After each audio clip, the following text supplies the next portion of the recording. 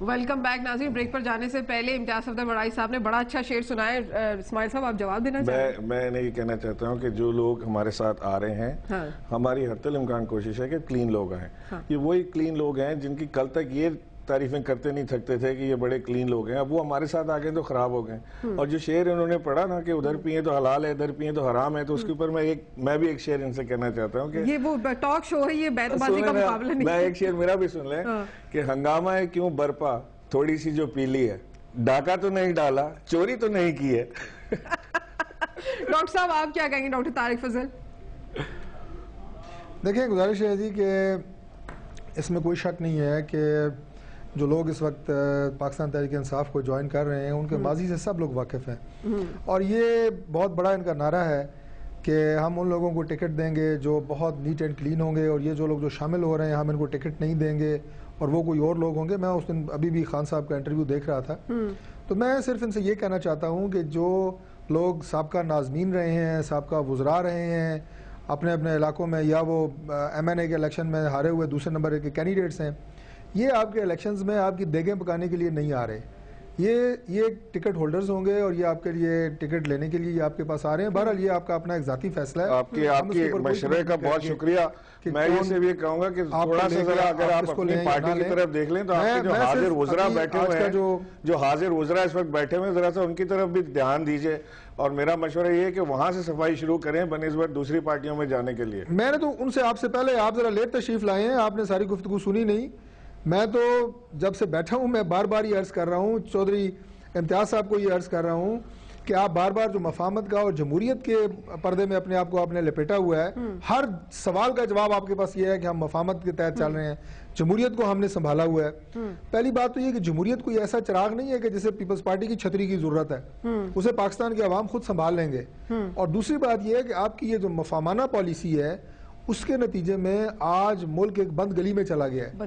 اس بات کا کسی کو احساس نہیں ہے. چلیں میں ڈاکٹر صاحب سے جواب دوں گی. ڈاکٹر مراد سے بھی اس طرح انہوں نے مشکوک کیا ہوا ہے, اور بجائے اس میں آخری بات صوفیہ یہ کہنا چاہوں گا کہ اگر کسی شخص کے اوپر الزام لگے اور وہ اس میں بے گناہ ہو, وہ اس میں گناہگار نہ ہو, وہ معصوم ہو, تو وہ تو الزام لگانے والے سے جسے مدعی کہتے ہیں وہ اس سے بھی زیادہ جلدی میں ہوتا ہے کہ اس الزام کو میں اس کا جواب دے کہ میں اپنے آپ کو کلیئر کروں. آپ سپریم کورٹ پہ چڑھائی کر رہے ہیں, آپ اس کے اوپر, اور یہ ہمیں کہا کرتے تھے کہ جناب سپریم کورٹ کے اوپر انہوں نے حملہ کیا اور فلاں کیا.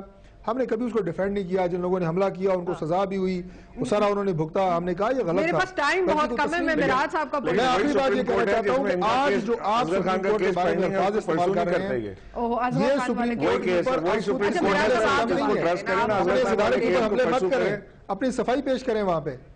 دیکھیے اصل میں حقیقتاً مسئلہ تو اس وقت یہ ہے کہ حکومت میمو گیٹ میں سے نکلنے کے راستے تلاش کر رہی ہے, لیکن عوام کے لیے ترقی کے, کامیابی کے تمام گیٹ بند کیے جا چکے ہیں.